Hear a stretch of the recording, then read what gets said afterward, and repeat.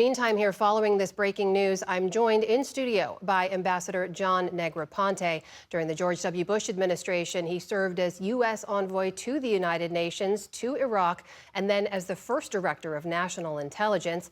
He's now vice chairman of McLarty Associates. That's an international consulting company. Ambassador, welcome back to the News Hour. Good to see you here.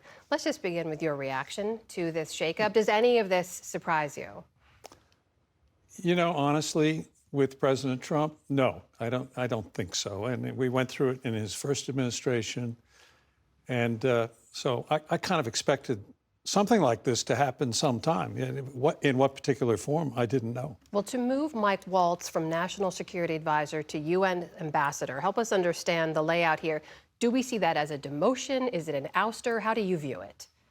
I think it's, even though it's a very interesting and very important job, I enjoyed doing it myself a great deal. And there have been some notable people occupying that position, including Adlai Stevenson and Henry Cabot Lodge and all. I think in this context, it's a bit of a consolation prize.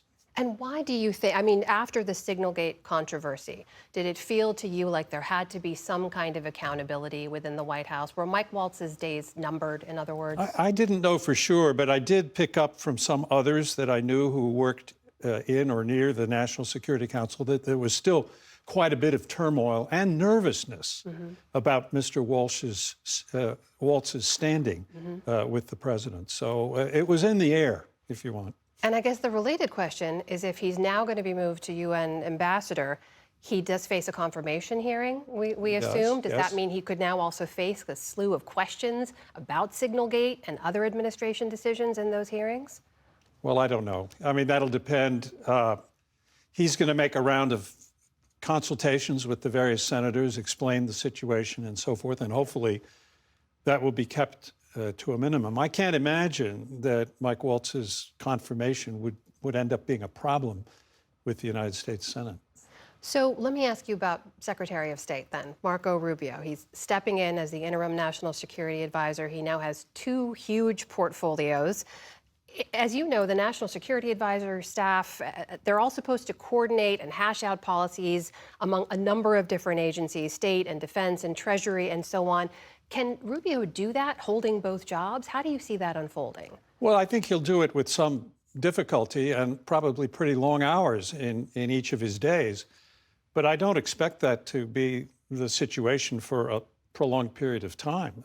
They're going to have to find a new NSC advisor sooner rather than later. And let me remind you, because some people act as if this might be some kind of surprising development, Ronald Reagan, whom, you know, history at the moment views quite favorably, had six national security advisors during his 8 years in office. So, you know, there have been past instances of frequent changes in national security advisors.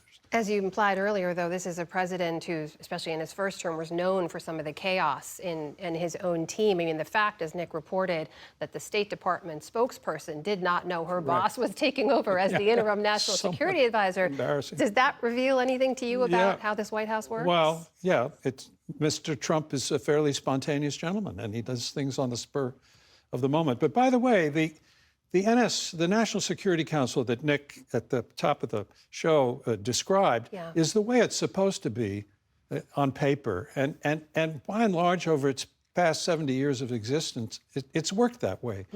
But I would say Mr. Trump's presidency might turn out to be a bit of an exception in that I don't think he's going to follow in quite the same way the rigid discipline of the National Security Council process, as would have perhaps some prior president like Dwight Eisenhower or somebody like that. And what's the impact of all of this? I mean, just for context, this follows a recent rash of firings at the NSC. It comes at the same time that the Secretary of Defense, Pete Hegseth, is under enormous scrutiny for his ability to lead at the Pentagon.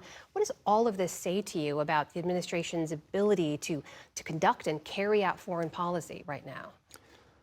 Well, first of all, I would say it seems to me that Mr. Trump appears to be more comfortable with his economic as distinct from his foreign policy or national security team. And he seems to be using them quite adeptly, but not necessarily through this national security policy. I think on the NSC side, I think there's work to be done. But with passage of time, I think things may ultimately calm down and we'll get down to a bit better routine than we've seen up until now. Do you think any of our allies are viewing this with any concern, or any of our adversaries are viewing it with delight? Well, I don't think there's any doubt that our allies have been concerned, and I think that concern was probably exacerbated with that Oval Office meeting that President Zelensky of Ukraine had with the president and the vice president a number of weeks ago. And I think that sort of frightened particularly our European allies as to, where was the national security policy of this country headed? So, yes, I think there's concern. And, but I think over time, it's likely to settle down. Do you care to make a prediction about who might replace Mike Waltz as the National Security Advisor? No, but there are people out there who are capable of doing it. And I would certainly hate to start naming names on a national television broadcast. Ambassador John Negroponte, thank you so much for being here. Really appreciate it. Right.